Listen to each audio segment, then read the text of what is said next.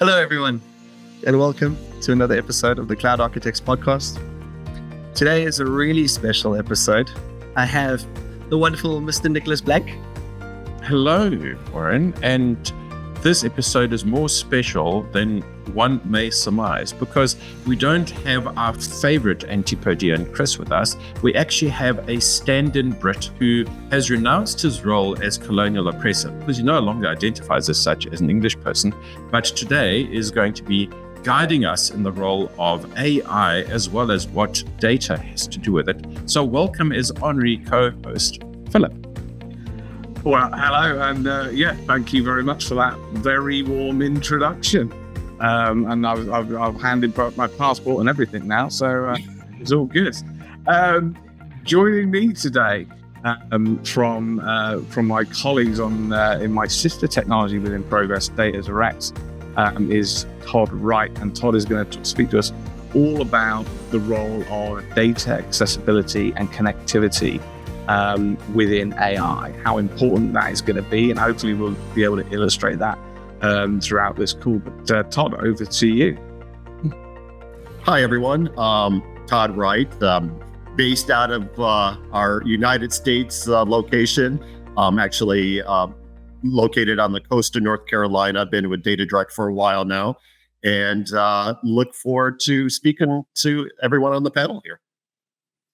That's stunning. Thank you, Todd. And we were rather excited to have you come onto the show because we have a data person with us who can talk about data. We have Phil who can talk in the context of AI and what the show was about and the dots that we wanted to connect after we spoke to Phil. Because Phil, the episode that we had with you was fantastic.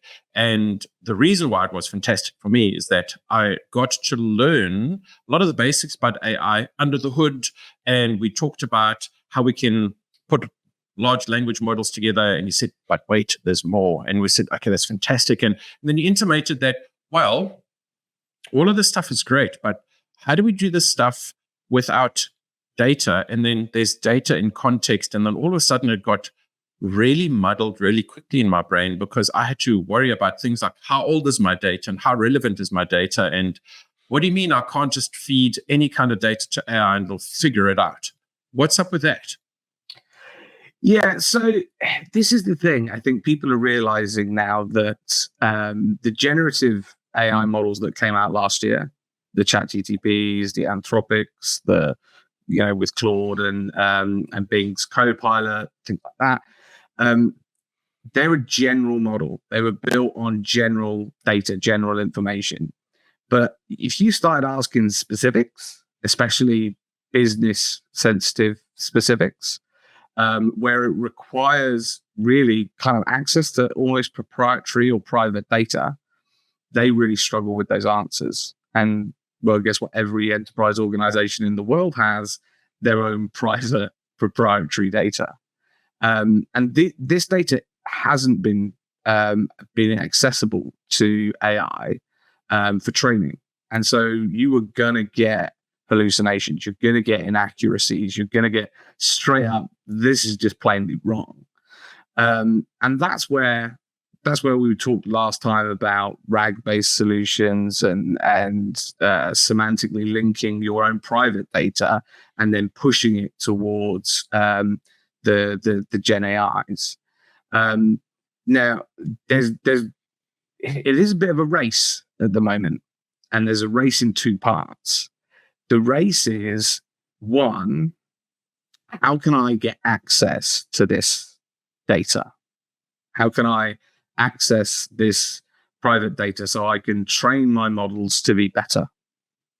And the other race is the other side of things. It's what organizations are trying to do with the Gen AI or AI in general, which is build business operational applications that deliver value back to them and ultimately to their customers as well. And so that's where that's where we discussed like bringing Todd and Data Direct into the conversation. It is a good thing to do because there's some serious challenges around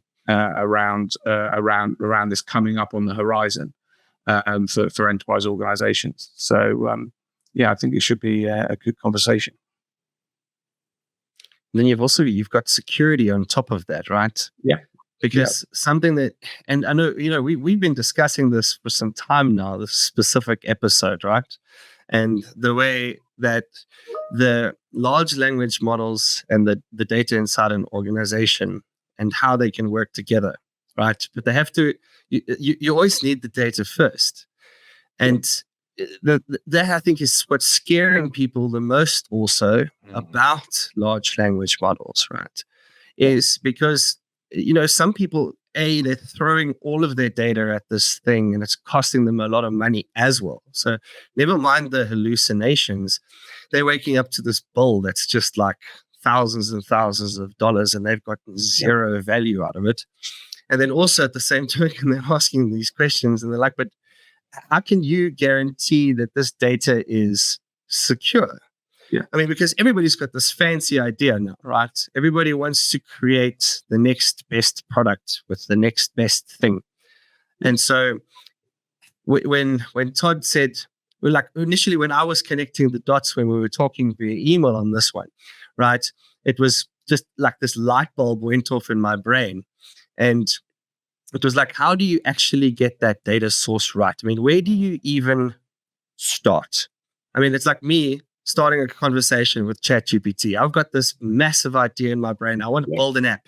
And this app is going to be amazing. It's going to do A, B, C, D, E, F, G, H, I, J.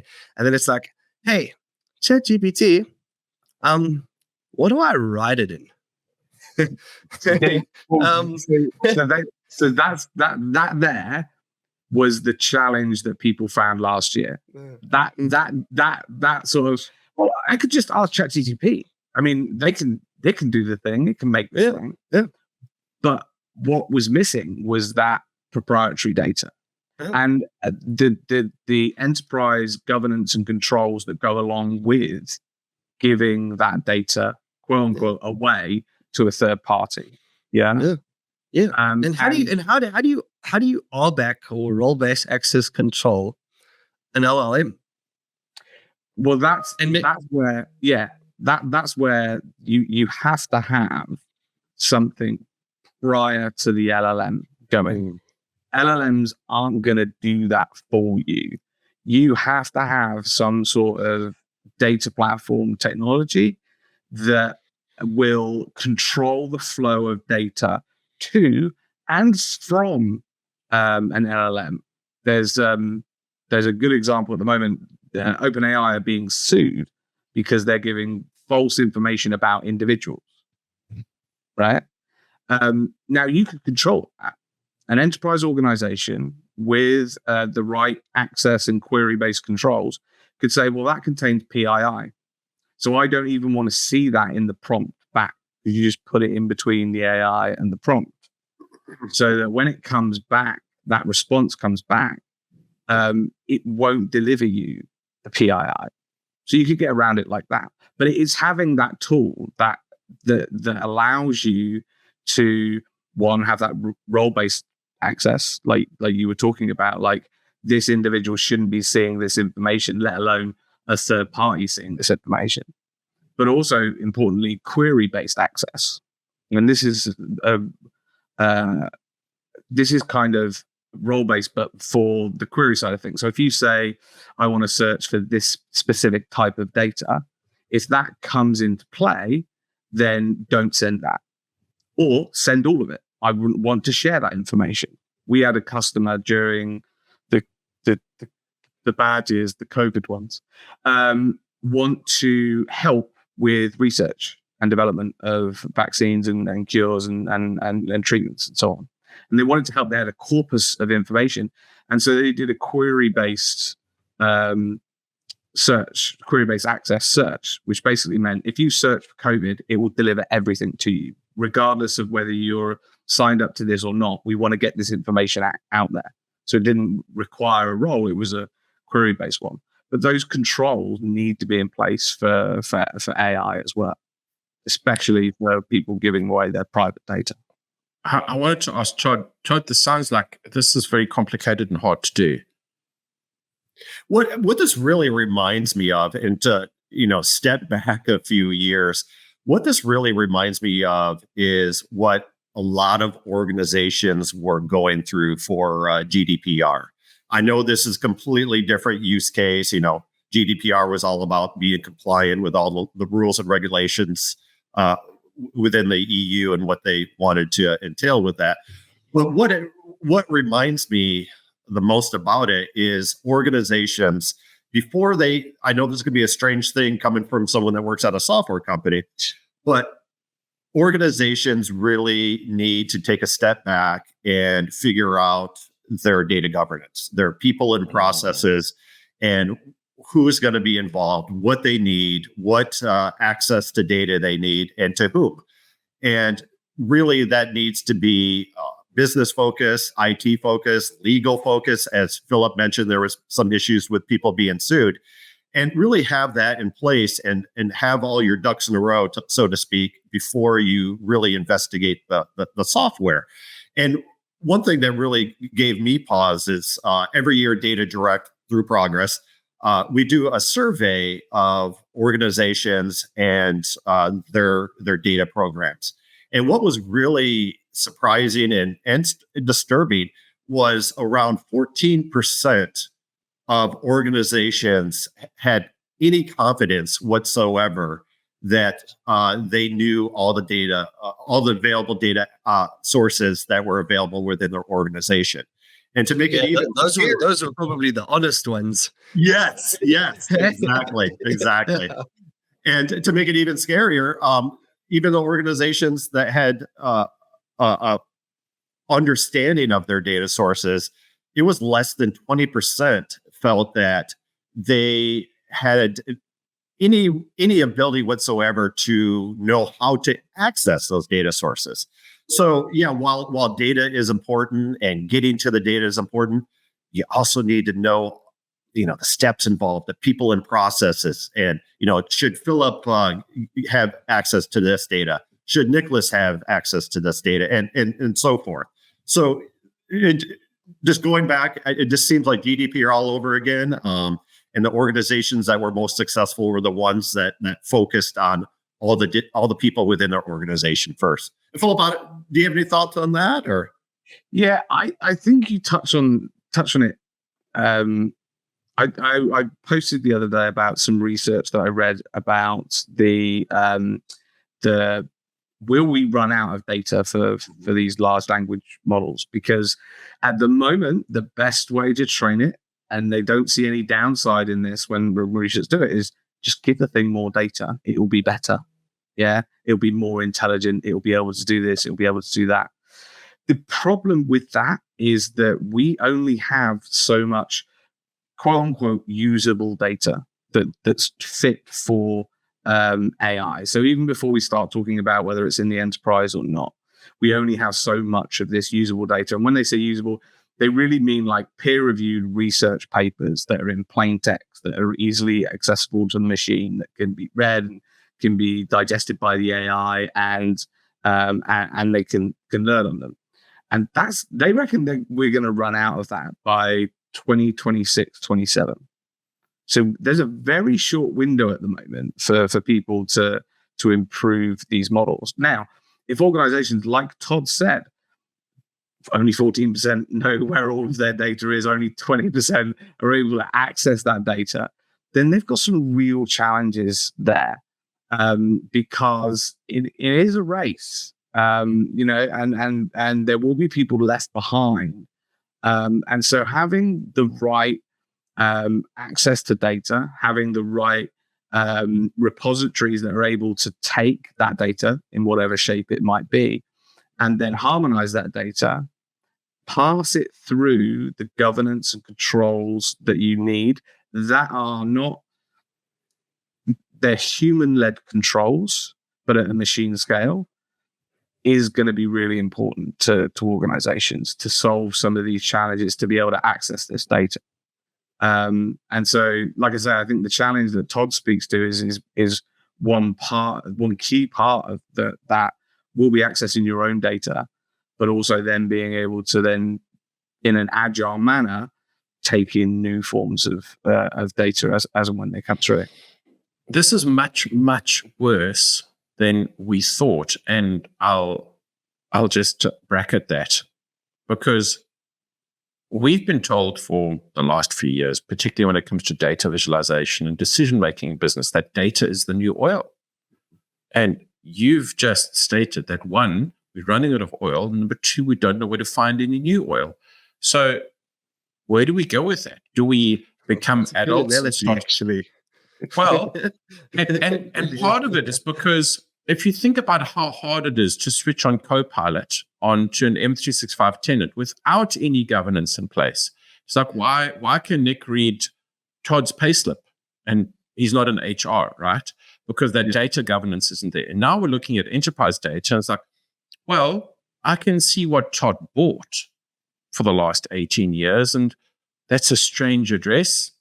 Should I know about that address? And that address leads me to this other record. And like, how do we bracket this in potentially the desperation to throw enterprise data at our language models or any model in order to gain quote unquote value out of AI so that we can get that value before our competitor does?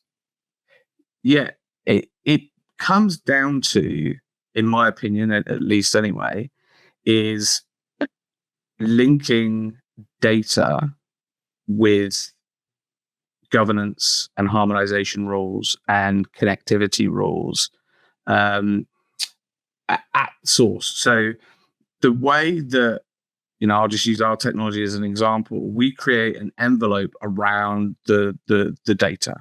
So we don't touch the data itself. We put the metadata about the data in this envelope. And what that allows us to do is tag that data with various different things. So it can be metadata about the data itself, time, place, stamp, just normal things. But you could also then link, semantically link that data to other data.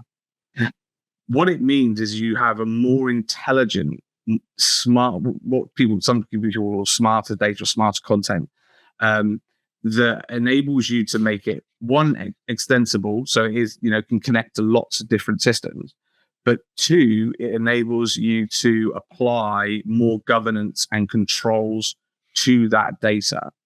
Now, you do that at source because then it doesn't matter what comes downstream. You know what you're doing, why you're doing it with that data. So if that data isn't allowed to be shared, if it's got PII information in there, it's attached to the data itself. And so it can be read by the machine, and the machine says, no, this can't go to Jim because it's got Bob's information in there. Yeah. Or no, this can't go to Kate because she's not in HR and she's, she might be elsewhere within the business.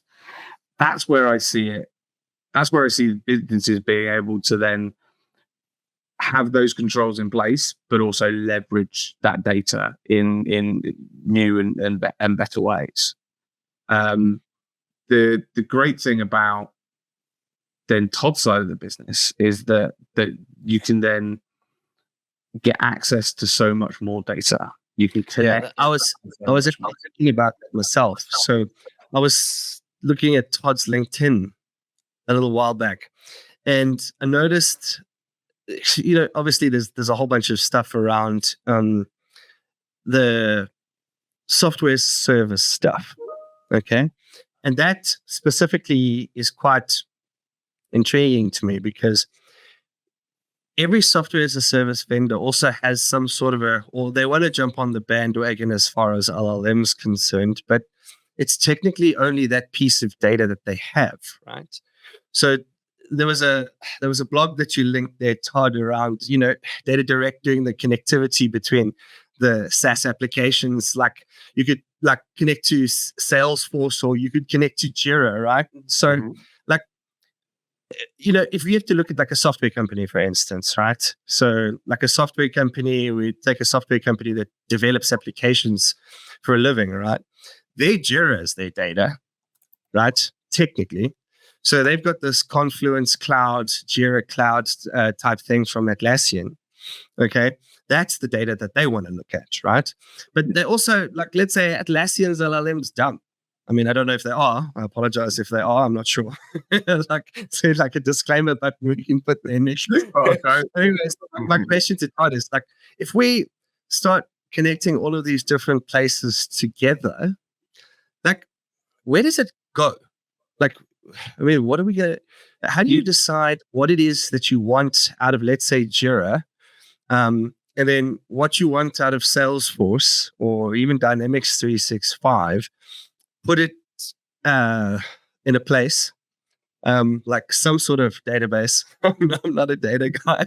It's like, just put it in a SQL database and then say, hey, LLM, go there. I mean, where would I even start? The thing is that one, like the SQL stuff is actually about 20% of the business's data.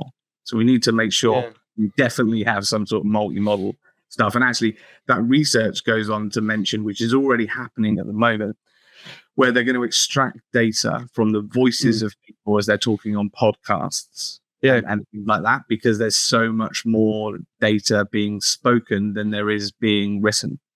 And so you're going to need a multi-model database that's capable of handling that data.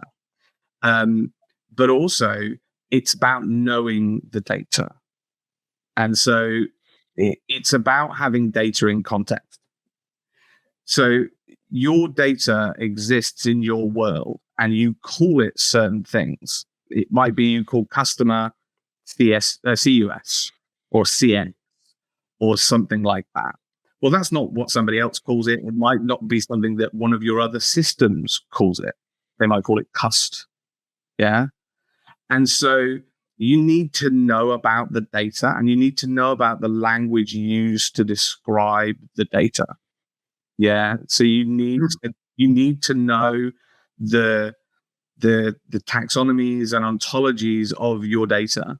And I know this is like getting all a bit data sciencey and things like that, but this is just a way that the words that we use to describe the data within our business. It exists in one way, shape, or form. Sometimes, if you're lucky, you've got semaphore, and it will, progress semaphore, and you'll be able to go into it and look at it visually and edit it and things like that. But sometimes it's just in an Excel file, or it's just, even worse, in someone's head that's in the business. Go and speak to Dave, because he knows it, because he's been here for 30 years and he knows about all these different ways. Hopefully Dave never retires. Yeah, exactly. Yeah. Is there a data direct connector for Dave, Todd? We're going to write it up tomorrow. I mean, to your question, I think it really goes back, and Philip had mentioned this as well. It really goes back to data governance. I don't have an answer as far as the question that you had, what data should you choose? I think every organization is going to have a different answer. Oh yeah, sure. And they need to do the work and the due diligence to figure that out before they really move forward with this. And one thing I think is really interesting, using the term mainstream, the mainstream thought about what artificial intelligence is these days. I swear my children think the coffee maker, turning on a light bulb, anything that involves electricity is artificial intelligence these days. And I mean, I think what a lot of people are forgetting is the intelligence part. And the intelligence is the data. The data is the master's degree for an AI solution. And connectivity, governance, metadata management, data quality, all of that is critical. However, and I'll say it again, none of that matters unless you have all your ducks in a row. You have to have the business department, the legal department, the ID department, IT department, all speak in the same language, all on the same plan, and being able to get to the data that you need, as much data as you need, the data sources that people might not know are available. Have that all set up, have that ready, and then you can move forward. Easier said than done, but it's critical. We've used a few shorthand, I think, as well, for the element that Todd was touching on there. the legal department, the HR department, the sales department, so on and so forth. That's shorthand for people, right?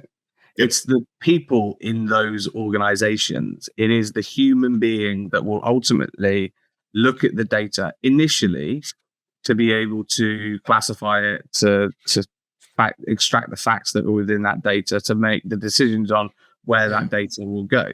You can use AI to assist even in that part of the world. And we're working on using data to create your taxonomies and ontologies. So you feed your data and then say, give me a taxonomy about this file, these files. Give me that information back.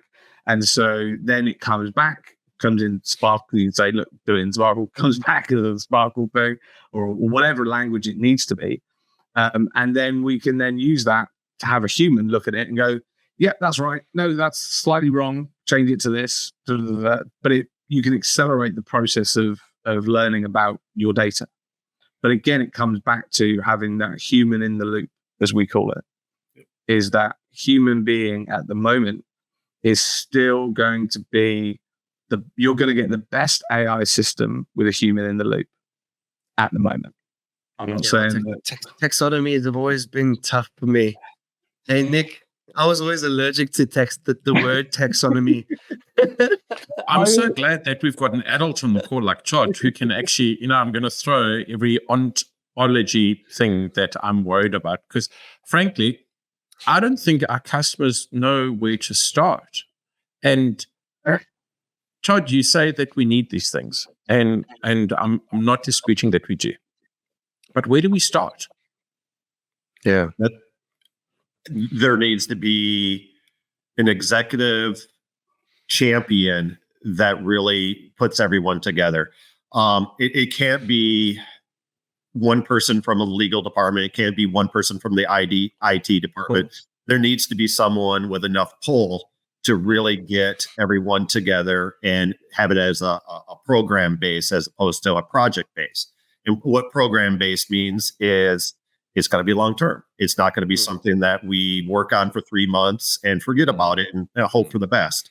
It has to be program based, and it has to be someone that has enough authority within an organization that people will listen to and frankly get work done for when that particular person asks for it. And so like my wife, basically. You're right. She does know how to get things done. When she does. Yeah. Just points everywhere. Yeah. I swear Todd must have been listening in on a call that I had last night, which was about AI within our business. And it was a project team. Yeah. It's, we're looking about how we can leverage it to help us as well as our customers. And so we're a bit of inside baseball. There's nothing untoward here. It's looking at our documentation, just a simple chatbot to ask our documentation about how do I do this? Where do I go to find this? All of these natural language questions that we all have when we get a new technology, or even if we've been there for 10 years and you go, what is that one thing that I used only 2 years ago? I've never used it since. Can you explain it to me? And it's but we're taking that approach. We have a leader of the project that is pushing it through. We have it's iterative, so it's a case of fail fast. Yeah, fail fast, learn from the mistakes that you made, and then move on. And make something that is deliverable within a short time frame. Then look at it, go, how could we improve on it? What functionality do we want in there? We actually have an ideas portal, so we'll use that to help us with our customers when we launch it as well. So when our customers use our technology, they can submit an idea to say, I'd like this feature in your platform. And so we can then almost crowdsource the development of it as well. And so, to Todd's point, it is about having somebody or a group of people that are willing to put the political weight in the organization behind it to push it forward. And then having that one person that says, right, go to this person, They're going to be the one leading this. It might not be the most technical of people in the organization. It might not be the person that you'd expect to be. It might not be a chief of anybody, but it's a person where everybody knows this is where they go to get the next thing, to go and give their idea, to go and push for something, and they go yay or nay, and then they move on. So what I'm hearing you say, and this is very much the similar issue that we wrestled with when we built how do we make security practical, and we wrote the Zero Trust Adoption Framework through the lens of business. Thank you for that, by the way. Yeah, you're welcome. One of the hardest 18 months of our lives to put that thing together into human. Yeah. And one of the things that we came away with as probably the greatest conclusion of months and months and months of how to write security towards various business scenarios that business people are willing to spend money on. Yeah. And it all came around to a very simple and very profound realization that unless security became a business level imperative, like making money or guarding risk, that we had very little chance of actually swinging a security culture that could make security a self-sustaining culture within that business. And what I'm hearing Todd say is exactly the same thing. Unless I have someone in the business who says that data and the quality of data and data governance becomes a business level imperative, and I have a framework that I can do this with, or I have a tool set or some kind of external consulting or influence, it sounds like effectively I'm not going to be able to use the data I want with this AI engine that could do amazing things for me, but never will. That I mentioned that in an article that I wrote, very similar to it, which is that it shouldn't be. You're not done. You won't be done with AI. It's just not going to happen. You will continually invest and grow and change and evolve your business with AI. But to have that thought process of going, right, this is a quote unquote digital transformation project. If I just turn everything digital, then I'm going to be fine. Okay, guys, it's great. You've got a fax machine. You've replaced the fax machine with a scanner. That's not going digital. Yeah, the same as, oh, well, I've just given everybody a ChatGPT subscription. Well, that's not going AI either. Yeah, it's. I'll give them a Copilot license, please.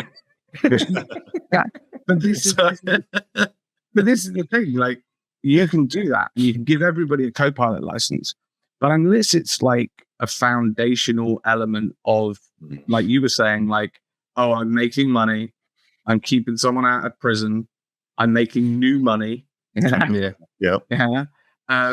Then unless you can translate that for somebody, then it's not going to get adopted throughout the business. And it shouldn't be this is the AI department, and they do the AI stuff, and everything comes out of there. It should be, because it's ubiquitous. It should be everybody in the organization has a quote unquote responsibility to make this a success throughout the organization.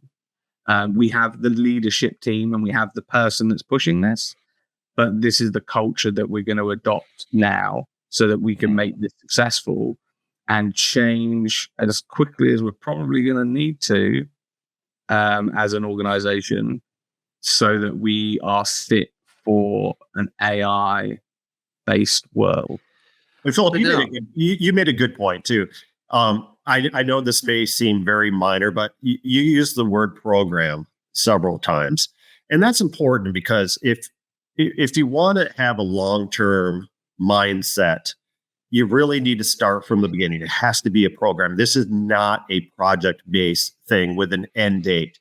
This is ongoing. AI is just going to continue to evolve, and you need to evolve with it. And so keep a program-based mindset as opposed to Philip's going to work really hard for 3 months, and it's all going to be done with, and AI is going to be a success at our organization. Okay. Yeah, it's true. It's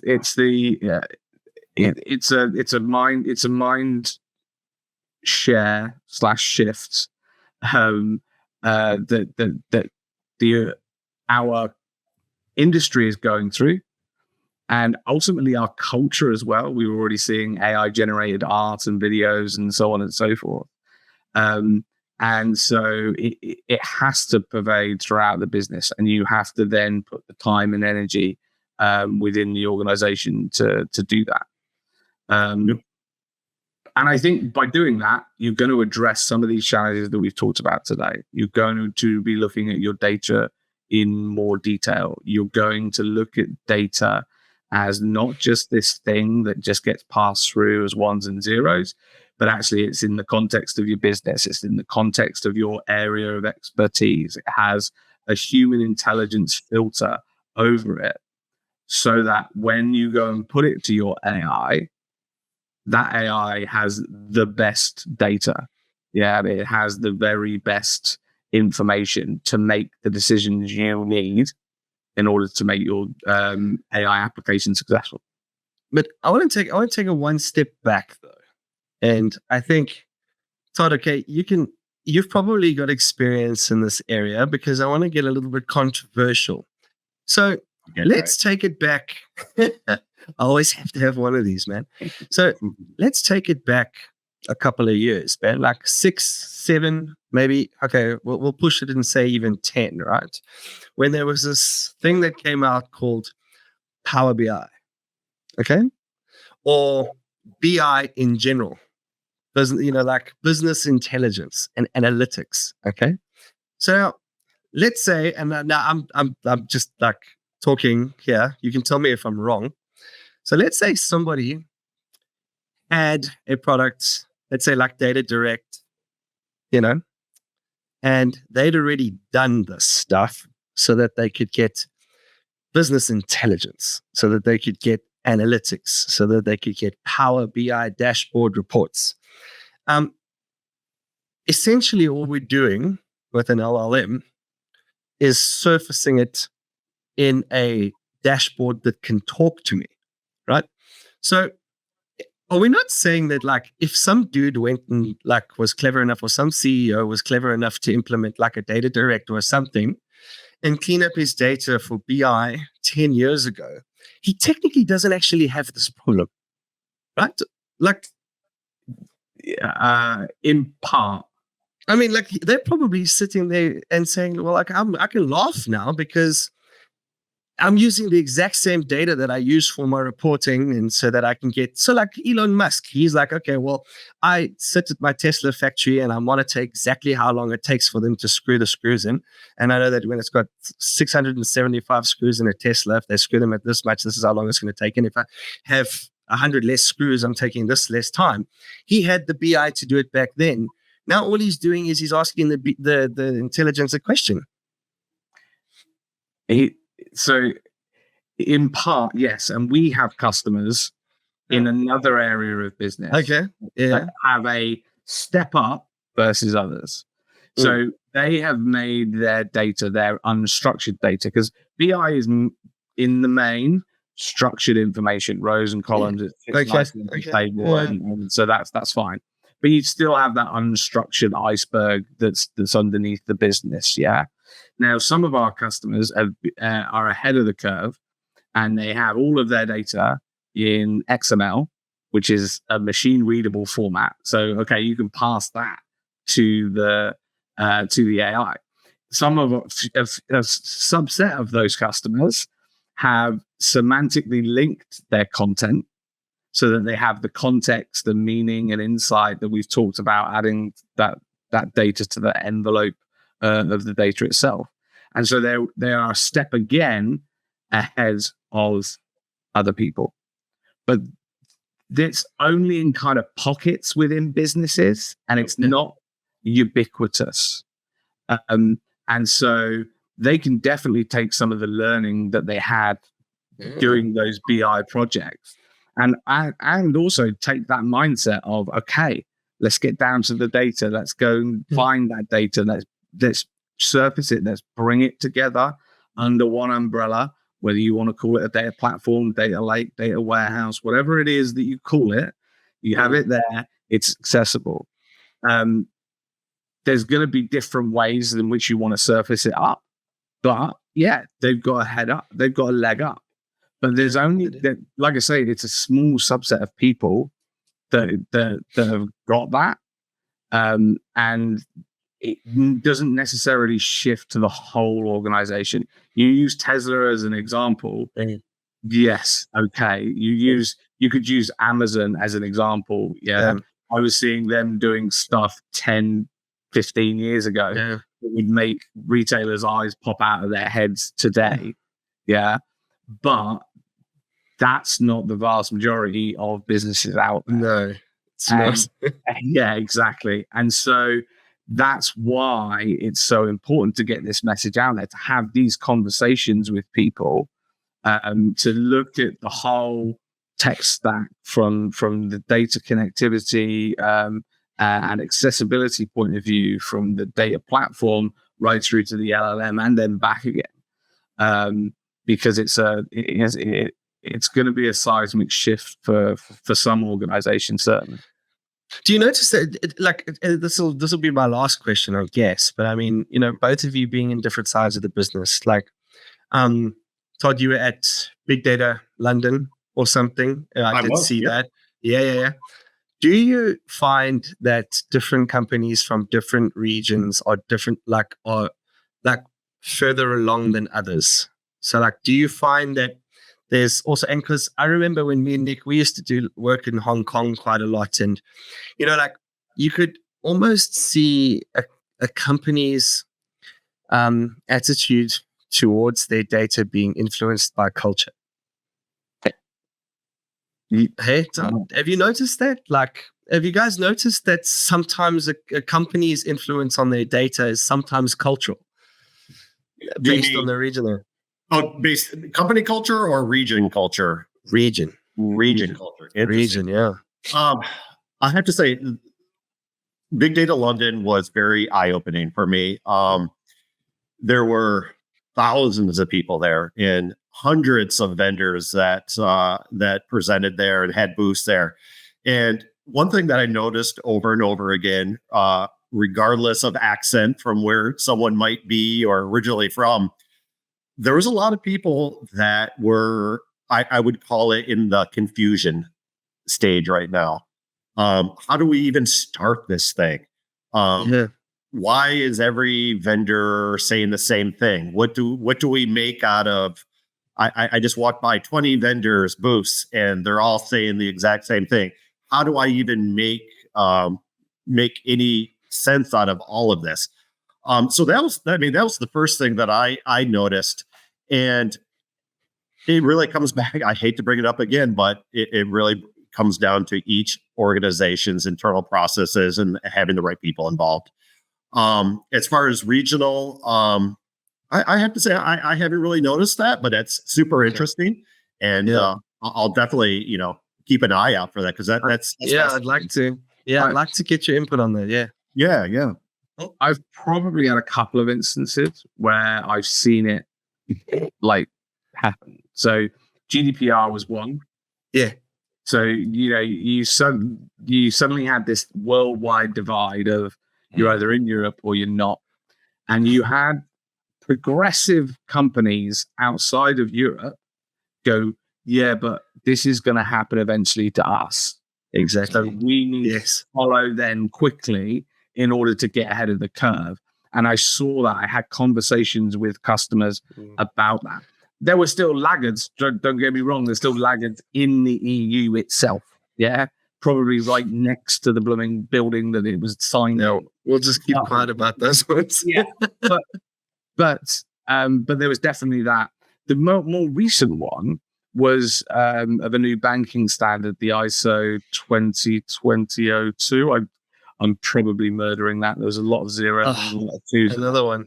There you go, Nick. You need to change some things, pal. This this like new standard, this I think it's to do with Swift payments, if my memory corrects.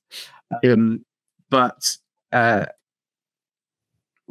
noticed a divide, like again, like geographically. Like we have European customers who have gone, yeah, we've already done it, we solved it, it's not a problem. Yeah, this is cool. I've got some customers in the States that are like, yeah, we're going to sort it out in kind of November-ish time. Yeah. And I'm like, it's next November when it comes in. Yeah, it'll be fine. We'll sort it out there. And we've already got stuff in place.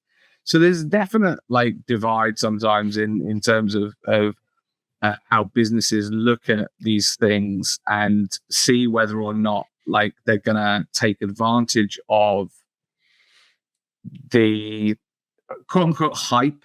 I don't mean hype when I talk about GDPR, because it wasn't hype. It was painful in some way, shape, or form, because there was many conversations with people. But the ones that got it, the ones that understood it, actually started reaping the benefits of it straight away. They started to, with GDPR, for instance, they started to get more trust from their customers, that they were being proactive with their data, that they were respecting what they knew about them, how they knew it, and how they stored it, and so on and so forth.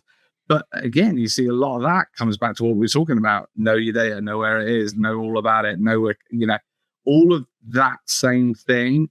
You need to apply to AI, but you need to get out of it's not just about the person; it's about the actual data. Yeah, so know everything about your data. No matter where it is. Yeah, no matter where it is, no matter what it is. We've got research clients who have semantically linked their data, and it has allowed them to visualize it in the best way. If you don't know what a semantic graph or knowledge graph looks like, think spider diagram, or what it was when back in the 80s with the management thing. Yeah. Except it's in like 10D. Yeah, well, yeah, and then some with an AI. But that's allowed them to visualize the connections between the data, between the research, between the findings of the research. And actually, our customers already started to like get 6 new like drugs or like chemicals off the back of it that might work in their industry. That's amazing. Just from being able to visualize the links between their data. Now give that same data to an AI and see what links it can find. And However, something that we just established with Todd is that cultural context is a thing, right? And so then we need a cultural filter. And I've also noticed in the news that OpenAI made a great deal with the Times to get its data, right? However, I've noticed that very few AI models, Western AI models, have come forward to say, well, we've made the same deal with the TASS news agency in Russia, because there's a ton of data there, right? But there's an ideological divide between how we would interpret that data. So, I mean, data is just data. And at the face of it, when we're looking to train models, we want to have a training set for data that suits us for the answers that we want to receive, as well as the kind of questions we want answered. Yeah, there's a cultural bias. I was onto something. You were. There is. We talk about bias within data, and there are many, many forms of bias. There's a great YouTube video if you look at explaining bias simply. If you Google that or look it up on YouTube, it does it in. I think he uses Paint, and he does little symbols to explain all the different things. He talks about philosophy, but he talks about bias. And there is bias within data wherever you are. Yeah. There's bias in how you collect data. For instance, you're not allowed to collect biometric data and all of this stuff, whereas in other places of the world, that is entirely allowed, and they do quite happily. Yeah. You're not allowed to talk about the religion side of data and so on and so forth. Other places, not so much. But it is a bias within the data. And you have to be cognizant of that going in, especially historical data. I know you mentioned that at the start. Like, how do we use historical data appropriately when we know that there is bias within that? towards a certain ethnic group, certain age group. Some research. I remember there was a sleeping pill tablet, and it was only studied on like white males with a mean average age of like 32 or something like that. Oh, And then it was just like, it was grandfathered in with all of the other like legislation that came through. And eventually this woman took it. She was fine, but she took it of a night, like they said, at 10 p.m., woke up at 6 p.m., went to work at 8 p.m. It should have been out of her system. When she got into a minor car accident, the police stopped her, breathalyzed her, then took a blood test from her, found that she had sleeping pills, and she was taken to court. And eventually she proved that she'd followed the instructions and therefore she was liable and things like that. But that came from the medical bias that said the average man, yes, sleeping pills go through within whatever it is, 8 hours or whatever. But for a woman, it might take 9 to 10 hours to go through her system. And so, there is some real world impacts that need to be looked at when you look at bias. Because when your data is biased, your LLM becomes biased. Exactly that. Right. Exactly that. Yeah, that's right. And I can throw up some horrible. I mean, we've already seen some. Well, none of us use Gemini, right? But it's happened to all of them. It's happened to all of the AI tools in one way, shape, or form, where they've either been misused post, as in they kept feeding it answers, they kept learning from those answers, and then it changed. Yeah, infamous chatbots becoming supporters of like the Nazi Party or whatever. But also in that training data that you put into it, because if you're going to start making decisions as a business, then you need to be aware of that and either get more data to offset that, or there's that topic of data synthesization, which isn't a word, but it's, having artificial data to then offset that. Wow. Yeah. And that's another whole kettle of fish and stuff like that. That's probably for another day, given the time. But I think so. And I'm sorry to say, because we are in such an interesting place, but we have to land the show. It's the top of the hour, and we have to get tucked into bed. And looks like we're going to need a 3-parter on this. That's maybe right. 4, maybe 4. Yep. Maybe 4, or an ongoing. Next year this time we say, so Todd, where are we at today? Yeah. But before we let you go, Todd, maybe you can do like a live demo on how to use Data Direct. Well, it looks so much. It really does look like fun. It's always fun. I wanted to ask Todd, before we let you go, we have a tradition of asking our guests, what would you like to plug? Is there something personal? Is there a company URL? Do you want to be found on LinkedIn or the Twitterati, or so much easier to say that Sorati?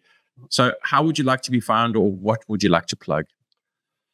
Geez. I could be found on LinkedIn, Todd Wright, Progress. Easy enough. Sounds like Warren found me on LinkedIn, so that's nice. And really cool photos of you go-karting. Was that a progress thing? Yeah. Like so to give an American slant to it, the go-karts went 40 miles an hour. We had to wear helmets and neck braces. Wow. And we had a lot of crashes, and coworkers were mad at each other.